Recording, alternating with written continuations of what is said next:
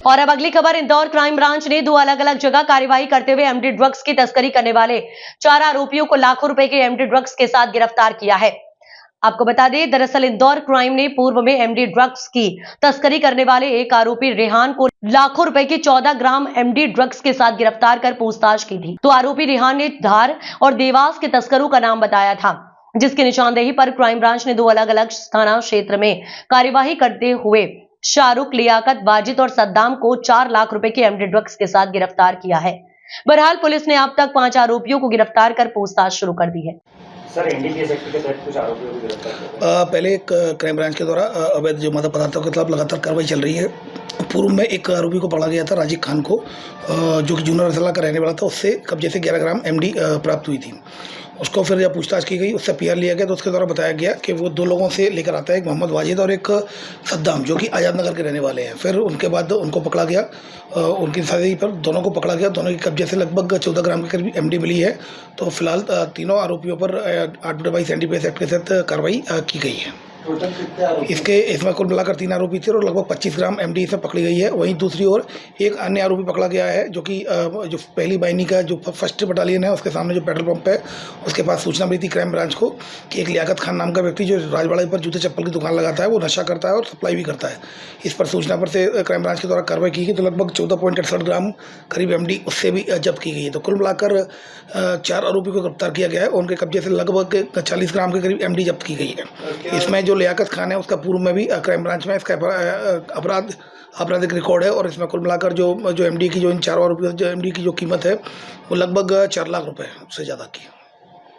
खबर आ रही है मध्य प्रदेश के इंदौर शहर से। इंदौर ब्यूटी एसोसिएशन द्वारा आयोजित फाग उत्सव महोत्सव शानदार तरीके से संपन्न हुआ।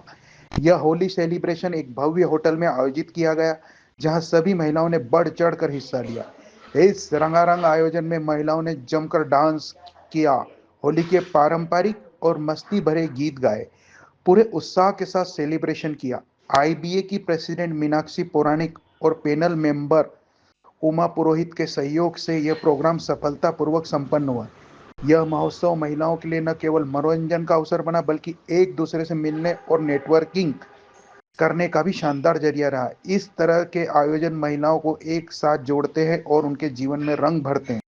फाग उत्सव चल रहा है, इस बारे में आप कुछ बोलना चाहेंगे? जी, ये इंदौर ब्यूटिशियन एसोसिएशन का फागोत्सव है, जिसमें आज हम लोगों ने फूलों के साथ में होली खेलेंगे और उसके साथ में ही हमने 3 महिलाओं का सम्मान किया है। उन तीनों महिलाओं अपने अपने क्षेत्र में पारंगत हैं और हमने उन्हें चुना है, जो एक तरीके से कहते हैं अनसंग हीरो होते हैं, जो काम करते हैं, लोग उन्हें जानते नहीं हैं। हम चाहते थे कि उन लोगों का सम्मान करें। आगे और क्या करना चाहेंगे आप इस पर? आगे हमारे यहाँ तो एजुकेशन प्रोग्राम होते हैं। हम अपने ब्यूटिशियंस के लिए डिफरेंट टाइप के सेमिनार्स ऑर्गेनाइज करते हैं, जिसमें उनका अपडेटमेंट होता है, अपडेशन होता है उनका, और उनको नॉलेज मिलता है। साथ ही प्लेटफॉर्म देता है इंदौर ब्यूटिशियन एसोसिएशन कि वो अपनी कला को यहाँ प्रेजेंट कर सकें। आपका शुभ नाम? मीनाक्षी पुरानी।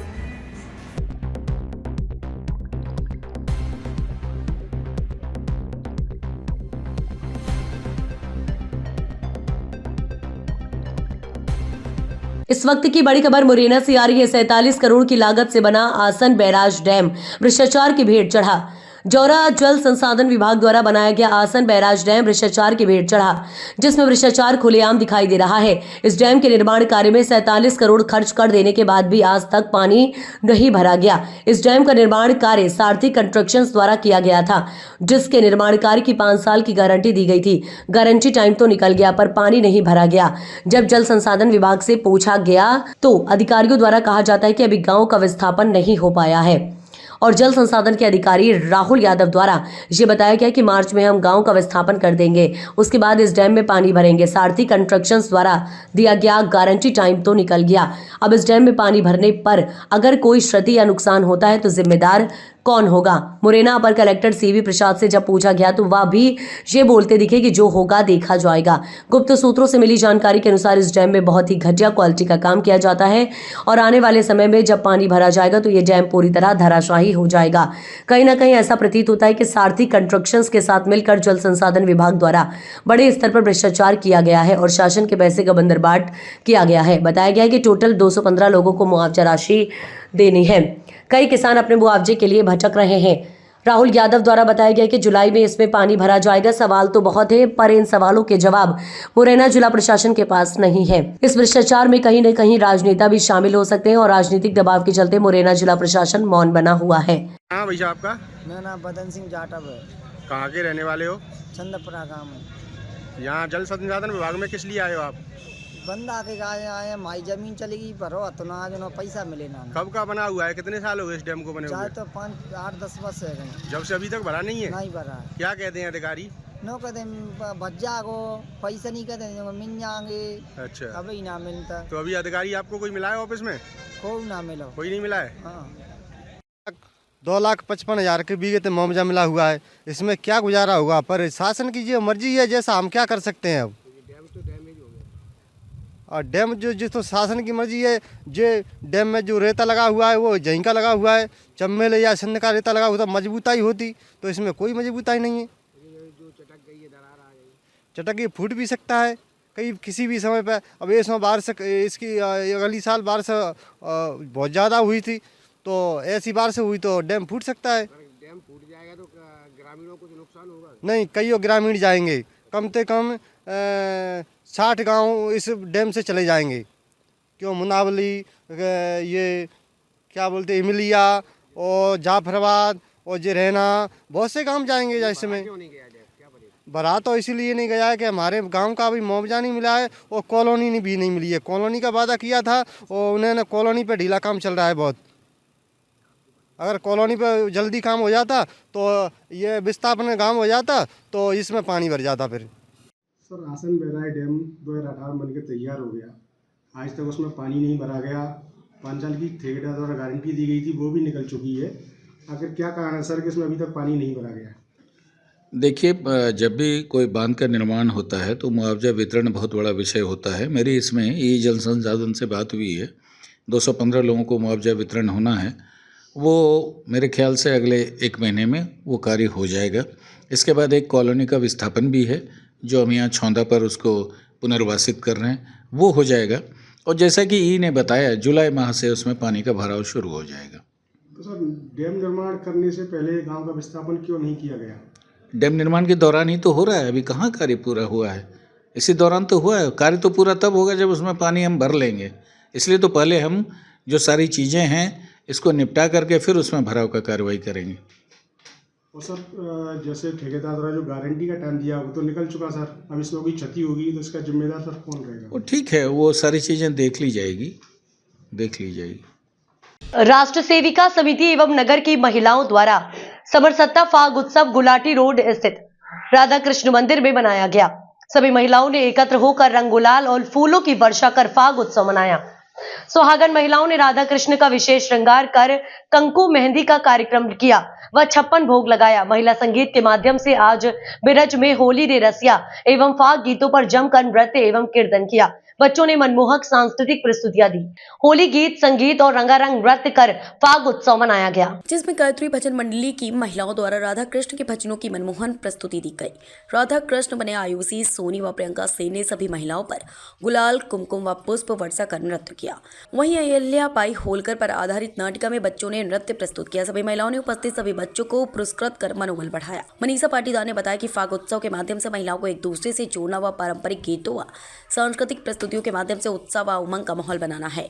महिलाओं ने गुलाल पुष्पों से होली खेलने के साथ साथ स्वच्छता की शपथ भी ली। कार्यक्रम में राष्ट्रीय सेविका समिति की ज्योति सोनी, संतरा देवी जी अग्रवाल, श्वेता गुप्ता, रीता नीमा के साथ नगर की सर्वधर्म समाज की कई महिलाओं का सराहनीय योगदान रहा।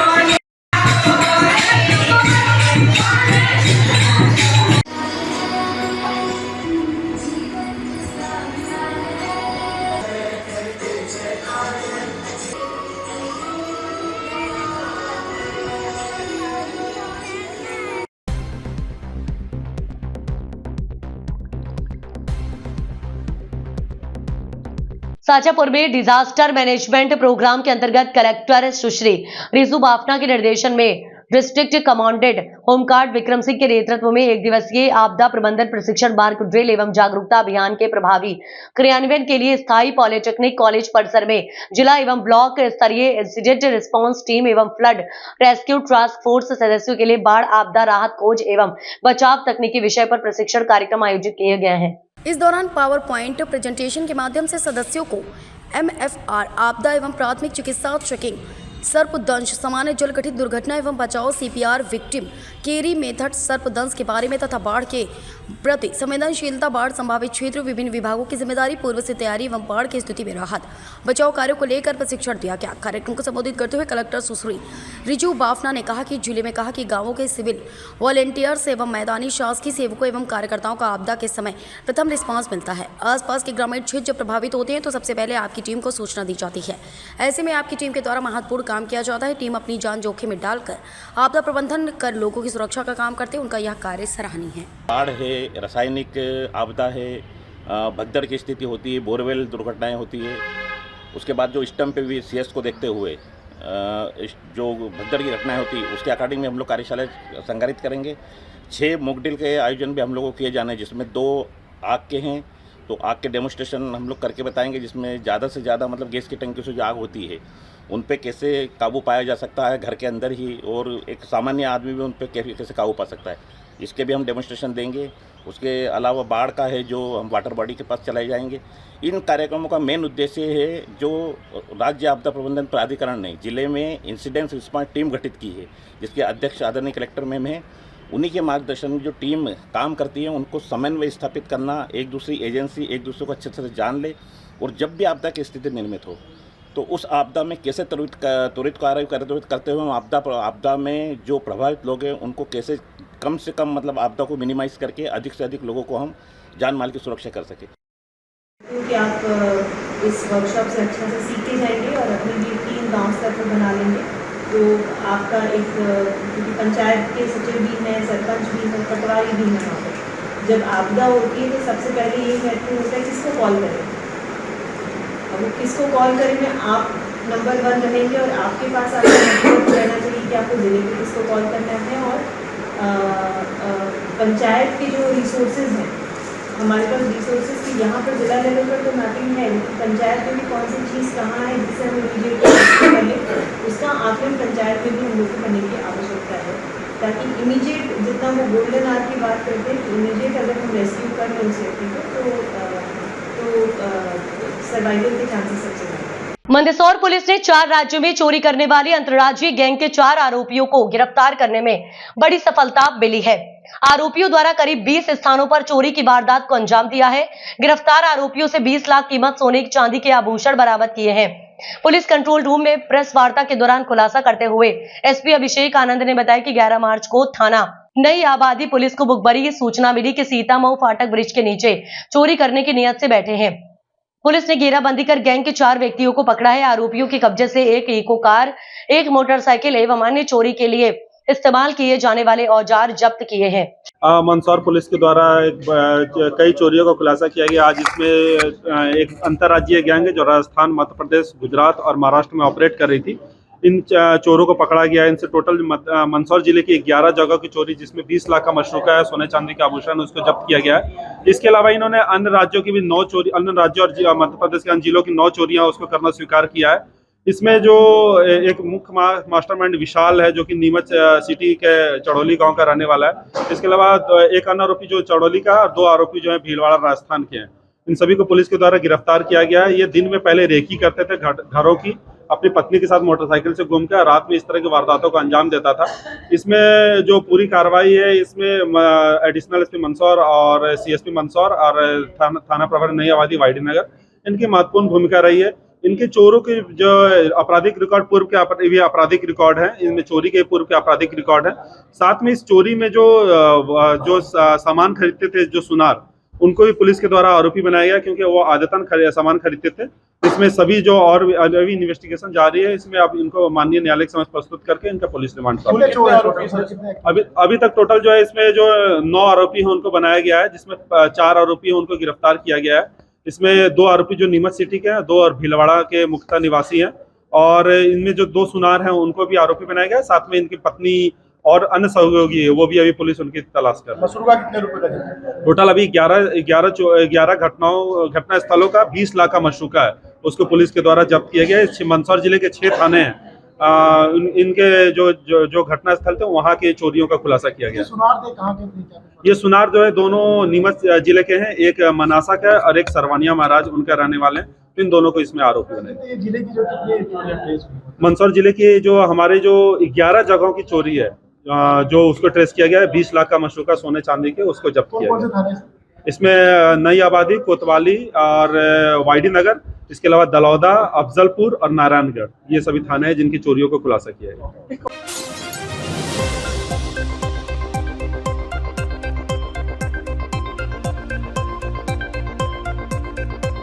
इंदौर अहमदाबाद 4 लेन पर राजगढ़ में सोलंकी ढाबे के पास झाबुआ से इंदौर जा रही एक चार्टर्ड बस में अचानक आग लग गई। बस में करीब 21 सवारी बैठी हुई थी, जिन्हें पहले ही उतार दिया गया था। आग लगने की सूचना पर फायर वाहन मौके पर पहुंचे और आग पर काबू पाया, लेकिन तब तक बस पूरी तरह जल चुकी थी। बस में आग की घटना के बाद 4 लेन पर दोनों और वाहनों की लंबी कतार लग गई। वहीं करीब 1 किलोमीटर दूर तक धुएं का गुबार देखा गया। आग इतनी भीषण थी कि काफी देर तक बस जलती रही। गनीमत रही कि कोई जनहानि नहीं हुई है। बस के ड्राइवर उमेश जामोह ने बताया कि चार्टर्ड बस क्रमांक MP09 FA 9071 झाबुआ से इंदौर जाने के लिए निकली थी। तभी राजगढ़ के समीप बस के अंदर से जलने की बदबू आने लगी। तुरंत ही नीचे देखा तो इंजन की और आग दिखाई दी। आग पर पानी डालकर बुझाने की कोशिश की, लेकिन आग बढ़ती जा रही थी। इसी बीच बस में सवार यात्रियों को बस से उतार दिया था। थोड़ी देर में बस हर तरफ से जलने लगी और आग ने विकराल रूप ले लिया। चार्टर्ड बस में लगी आग से 4 लेन किनारे स्थित ढाबों में अफरा तफरी मच गई। 4 लेन के दोनों ओर वाहनों की कतार भी लग गई। आग लगने की सूचना पर राजगढ़ नगर परिषद की फायर ब्रिगेड मौके पर पहुंची तथा कड़ी मशक्कत के बाद आग पर काबू पाया। वहीं कुछ ही समय बाद नगर परिषद सरदारपुर की फायर ब्रिगेड भी मौके पर पहुंच गई थी। 4 लेन के दोनों ओर वाहनों की लगी लंबी कतार से यातायात बाधित होने लगा, जिसे राजगढ़ थाने की पुलिस ने सुचारू करवाया। बस में सवार यात्रियों ने बताया कि आग लगने से पहले ही चालक और परिचालक ने सभी यात्रियों को उतार दिया था तथा सभी यात्रियों का सामान भी बस से निकाल लिया था। आप बस के अंदर बैठे थे, क्या है पूरा मामला? मामला ये है, 1 किलोमीटर पहले से बस चल रही थी, अचानक उसमें बदबू आने लगी घर्षण की, पार्ट्स की। अच्छा, जैसे कुछ जल रहा हो जी। धीरे से ड्राइवर ने आके साइड में लगाई। हाँ। और इंजन के नीचे से आग स्टार्ट होना चालू की। धीरे धीरे पकड़ी, सारी सवारियों को पहले खाली किया गया और सारा सामान सवारियों का उतार लिया। थोड़ा बहुत कुछ रहा होगा, बस ये कि जान हानि कुछ नहीं हुई। कहाँ ने धीरे धीरे बस पकड़ी और आधे घंटे के अंदर बस में आ गई। कहाँ से कहाँ जा रही थी ये बस? ये बस चली थी झाबुआ से 2:40 पे इंदौर के लिए निकली। चार्टर्ड बस है? चार्टर्ड बस से। ठीक है। वो कोई किसी यात्री को कोई चोट या कोई कोई यात्री को कोई सारा लगेज निकाल लिया था? लगेज भी चल निकाल लिया है, लगभग कुछ रहा होगा, थोड़ा बहुत, किसी का ज़्यादा नहीं हुआ। ठीक है, आपका नाम बता दीजिए। शैलेंद्र पाल। कहाँ रहते हैं? इंदौर। बस कहाँ से कहाँ जा रही थी? ये झाबुआ से इंदौर। झाबुआ से इंदौर, चार्टर्ड बस से। कितनी सवारी थी इसमें? इसमें ज़्यादा तो नहीं, लेकिन ये तो कंडक्टर को मालूम होगा। क्या है कि मैं तो गाड़ी चला रहा हूँ। अच्छा, क्या कारण रहा होगा आग लगने? वायरिंग का शॉर्ट हुआ था। अच्छा, इसीलिए आग जल गई। अच्छा, आप बस चला रहे थे? हाँ। चालक हैं आप? हाँ। अच्छा, फिर क्या तो किस? हमको ऐसे लगा कि धुआं जैसा लगा। हाँ। हमने गाड़ी साइड में लगा के पैसेंजर उतार दिए। हाँ हाँ फिर हमने वो वहीं से पानी लाके भी डाला। हाँ। पैसेंजर पैसेंजर सब सुरक्षित है? सुरक्षित है। क्या नाम है आपका? उमेश जामोह। कहाँ रहते हैं? पर है मध्य प्रदेश के धार से कुक्षी में जमकर भगोरिया पर्व पर थिरके पूर्व कैबिनेट मंत्री और विधायक। धार जिले के कुक्षी में भगोरिया पर्व का रंग जमकर चढ़ा, जहां भाजपा और कांग्रेस दोनों ने अपने अपने अंदाज में इस पर्व को मनाया।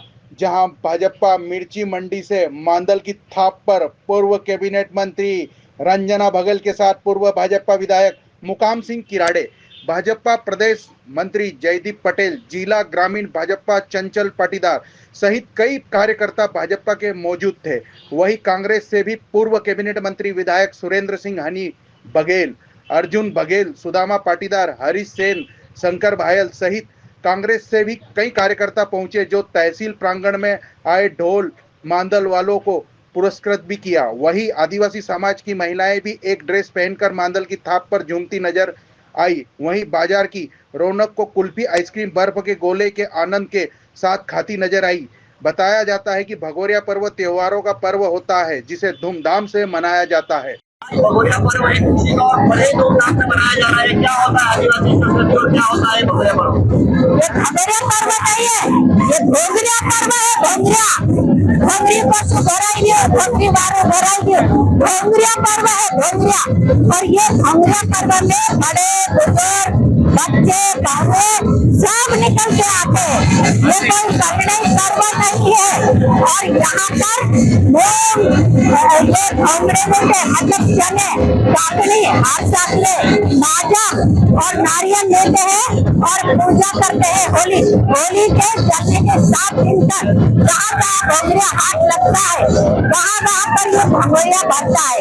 तो ये भगोरिया नहीं है, भोंगरिया है, भोंगरिया। और ये भोंगरिया पर्व में यहाँ पर एंजॉय और मौज मस्ती का मेला है। ये पौराणिक ऐतिहासिक मेले है।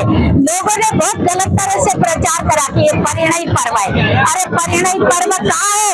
रेलम दीदी के पिताजी से मैंने बात करी थी, प्रताप सिंह बघेल, हनी बघेल के दादाजी मैंने बात करी थी, बाकी लगते थे। मेरे देव सिंह दादी, मेरे पिताजी बुजुर्गों से बात की थी कि ये भोंगरिया पर्व को लेकर के ये भगोरिया पर्व भगोरिया करके परिणय पर्व बोल के भ्रामक प्रचार कर रहे और आदिवासी संस्कृति को गलत साबित करने का प्रयास कर रहे। आदिवासी संस्कृति में कोई लेखक नहीं थे, कुछ भी नहीं थे, लेकिन ये बहुत गलत है। वो झापा जिले का यशवंत दरबार आज हमारे बीच में नहीं रहे, देव बन गए। उन्होंने दिल्ली के पत्रकार को बोलकर इस तरह बयान दिया था। मैं झापा प्रभारी मंत्री के रूप में मैंने वहाँ मीटिंग करी थी और मैंने सारे पत्रकारों को इस मिथ्या पर खत्म करने की बात कही थी। ये भोंगरिया पर्व है, परिणय पर्व नहीं है। ये हमारे आदिवासी समाज का मौज मस्ती और हर्ष और उल्लास का मेला है, मेला। रंगों के पावन मेले में छाई उल्लास की मस्ती। लोक संस्कृति के मेले में उमड़े हजारों लोग। ढोल मादल की थाप पर जमकर किया भगोरिया नृत्य। 50 से अधिक नृत्य दल पहुंचे मेले में। विभिन्न मंचों से हुआ स्वागत। लोगों ने की मेले में जमकर की खरीदारी। नालछा में यहां मंगलवार को भगोरिया मेले का आयोजन किया गया। लोक संस्कृति के मेले में क्षेत्र से हजारों की संख्या में लोग पहुंचे। 50 से अधिक ढोल मादल नृत्य दलों आयोजन में शामिल हुए। विभिन्न मंचों से नृत्य दलों का स्वागत कर सम्मान किया गया। ढोल मादल की थाप पर नृत्य दलों ने जमकर किया भगोरिया नृत्य। मंगलवार को नालछा के नरसिंह मंदिर परिसर में लोक संस्कृति के पर्व का उल्लास अपने चरम पर देखने को मिला। दूर दूर से 100 से अधिक गांवों से लोग मेले में शामिल हुए। 50 से अधिक ढोल मादल नृत्य दलों ने शिरकत की। नालछा का भगोरिया दूर दूर तक काफी प्रसिद्ध है। इस लिहाज से सुबह से ही मेला देखने वालों की भीड़ शुरू हो गई थी। दोपहर 3 बजे तक तो मेले परिसर में पैर रखने की जगह तक नहीं बची। उमरपुरा का नृत्य दल पीले कलर की पारंपरिक वेशभूषा में ड्रेस कोड के साथ सम्मिलित हुए, जो कि काफी आकर्षक का केंद्र रहे। दल के सदस्यों ने बड़ी ही सुंदर तरीके से भगोरिया नृत्य दल की प्रस्तुति दे रहे थे। विभिन्न मंचों से हुआ स्वागत। 50 से अधिक स्थानों पर लगाए गए सीसीटीवी कैमरे। मेले को लेकर सुरक्षा व्यवस्था के लिहाज से एसडीओपी मोनिका सिंह के निर्देशन में थाना प्रभारी राहुल चौहान के द्वारा 50 अधिक स्थानों पर सीसीटीवी कैमरे लगाए गए हैं। साथ ही ड्रोन कैमरे से निगरानी भी की गई है। 3 पुलिस थानों के अलावा अतिरिक्त पुलिस बल की तैनाती भी की गई थी। आज सर नालछा में भगोरिया लगा है, तो सर क्या व्यवस्था है? देखिए, थाना नालछा द्वारा आज भगोरिया हाट को मद्देनज़र देखते हुए पर्याप्त फोर्स और सीसीटीवी कैमरा और जो है ड्रोन से सर्चिंग करवाई गई है और आसपास हर्षोल्लास से मनाया जाने वाला भगोरिया आज सभी आसपास की जनता भगोरिया में आ रही है और क्षेत्र में शांति का माहौल बना हुआ है। सर कितने जवान होंगे अपने? अभी 3 थानों का फोर्स है यहाँ पे और 2 TI साहिबान है। कितने कैमरे लगाए अपने? यहाँ पे 50 कैमरे लगे हुए हैं और एक ड्रोन से सर्चिंग की जा रही है। क्या नाम है सर आपका? उप निरीक्षक राहुल चौहान।